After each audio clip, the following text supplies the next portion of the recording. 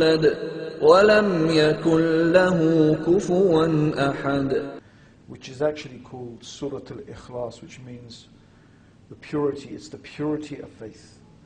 And it says, قُلْ هُوَ اللَّهُ أَحَدٌ اللَّهُ الصَّمَدُ لَمْ يَلِدْ وَلَمْ يُولَدْ وَلَمْ يَكُنْ لَهُ كُفُوًا أَحَدٌ, which means that, say He is Allah Ahad. Now the word Ahad means one and alone. It's not just one, you could be one or I could be one, but one and alone, without any partners. So the concept of Trinity is excluded in Ahad. So Allah is Ahad, He is one and alone. And He is a Samad. A Samad means that God is the one upon whom everything depends. Everything needs God, whereas God doesn't need anything. So this idea that some people have that maybe by worshipping God you're making God stronger. It's like sort of maybe there's a competition between the gods and like whichever God gets more worshippers. No. Allah doesn't need anyone to worship Him. He don't need our worship. He doesn't need anything. He doesn't, because He depends upon nothing. Whether we worship Him or not, it doesn't make any difference to the fact that Allah is the sovereign, God is the sovereign of the heavens and earth. So He needs nothing. He's totally self-sufficient. Whereas, in fact, everything in the creation is entirely and completely dependent upon God. Lam yalid means He is not born. No one gave birth to Allah. So He didn't have a beginning. Allah is the ever-living. He has no beginning. Walam yulad. And also, He is not the begetter. Means God does not, have children. He doesn't have daughters. He doesn't have sons. So this whole concept of sons of God and daughters of God, this is reducing the Creator to being like some created thing. And وَلَمْ يَكُنْ لَهُ كُفُوًا أَحَدٌ. And that really seals it, that there's nothing that can be likened unto God. Allah, the Creator God, is not like anything in the creation. And this is really the essence of the monotheistic belief in Islam about God. Laysa kamithlihi shay. There is nothing that can be likened unto God.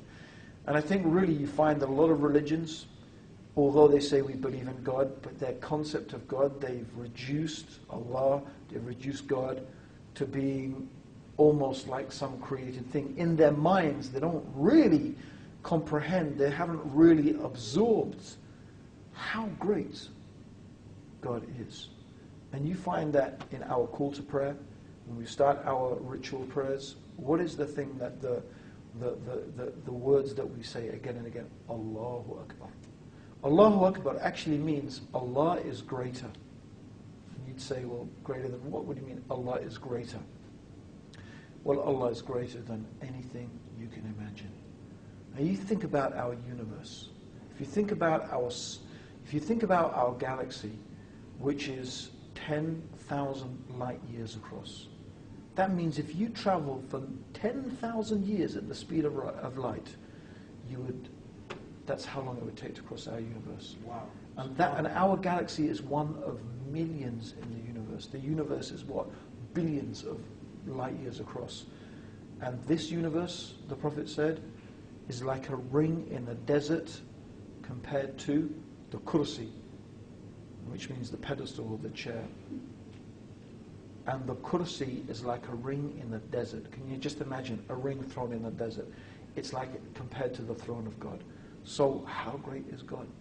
So this, when you really try and imagine how insignificant this creation is compared to the greatest creation of Allah, the throne, then how great is Allah?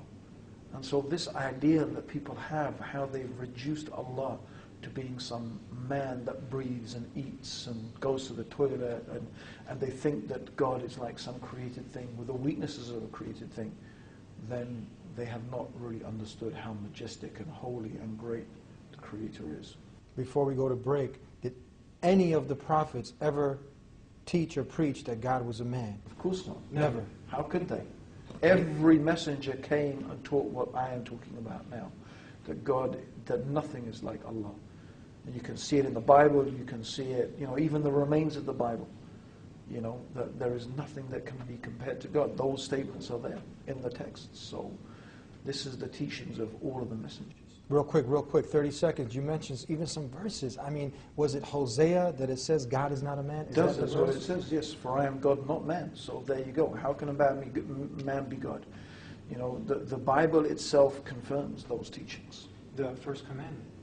Thou shalt love the Lord your God, and thou shalt not, the second commandment, thou shalt not make any graven images of anything in the heavens or the earth or in the sea, and you shall not bow down and you shall not worship them. I mean, that's the essence. You can't make an image of God because God has no image like anything. And this is what we're talking about. I know it's making sense, and it's making even more sense if you're sincere and you have an open heart and open mind. We'll be right back with more on The Deen Show. On the outside, everything looks good. You see the $100,000 cars, you see a lot of diamonds, you see a lot of females, and they think that this is, you know, this is the life. This is like, you know, paradise right here on earth.